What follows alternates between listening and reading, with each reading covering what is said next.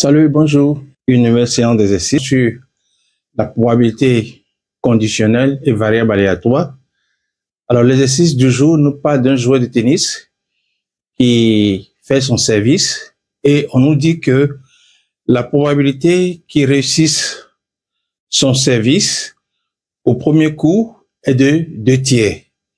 Et s'il échoue, la probabilité qu'il réussisse cela au second tour est de 4/5.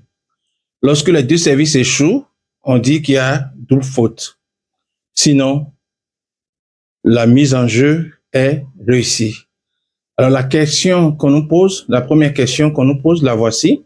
Déterminer la probabilité pour que sur une mise en jeu, ce joueur réussisse une double faute.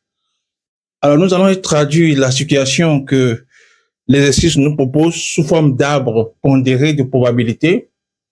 Nous allons appeler S1, c'est l'événement, le joueur réussit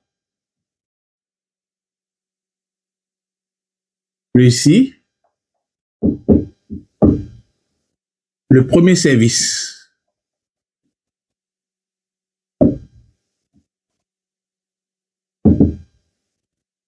OK?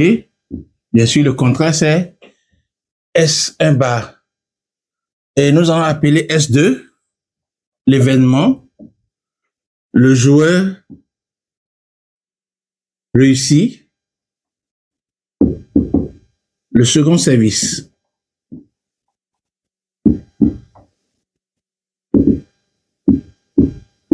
À partir de ces deux événements, nous pouvons avoir l'arbre pondéré suivant. Eh bien, ici, nous avons S1. Et ici, bien sûr, naturellement, nous avons S1 bar. Eh bien, lorsque le joueur ne réussit pas son service, eh bien, il va répéter le service S2. Donc, S2 réussi ou bien S2 n'est pas réussi. Les différentes branches que nous allons pouvoir mettre les probabilités là-dessus pour pouvoir avoir la pondérée. Alors, l'énoncé nous dit que la probabilité pour que le premier service réussisse est de 2 tiers. Donc, nous mettons ici 2 tiers. Ça va? Et nous savons qu'au départ d'un nœud, la somme des probabilités sur les branches est égale à 1. Donc, si nous avons 2 tiers ici, on fait 1 moins 2 tiers qui nous donne ici 1 tiers. OK? La deuxième probabilité, elle est sur cette branche, donc ça fait 4/5. Avec le même calcul ici, puisque nous partons de ce nœud, nous avons ici 1/5, puisque la somme des deux donne 1.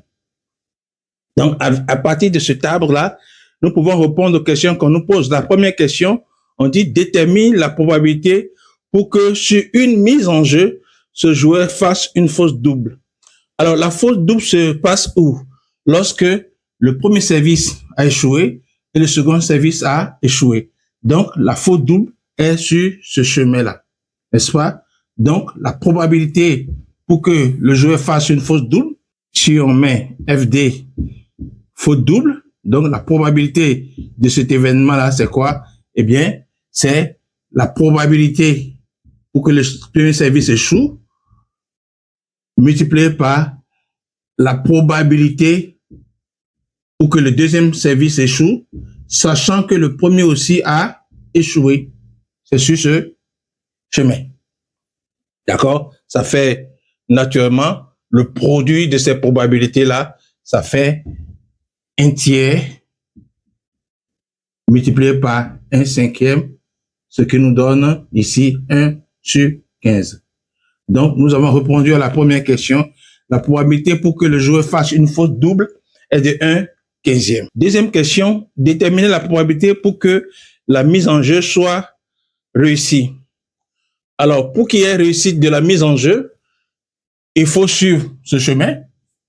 Ensuite, il faut suivre aussi ce chemin-là. Donc, c'est le fait d'avoir réussi le premier service ou bien d'avoir échoué au premier et réussi le second. Si on appelle MJ, mise en jeu, cet événement-là, eh bien, la probabilité de MJ, c'est égal à la probabilité pour que le premier service soit réussi, plus, eh bien, la probabilité pour qu'on ait P de S1 bar, P de S1 bar, multiplié par P de S2, sachant que S1 était un échec. Donc, ça va nous donner 2 tiers plus 1 tiers fois 4 sur 5.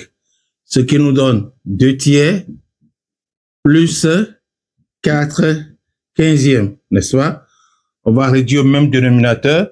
Dénominateur, on multiplie par 5 ici.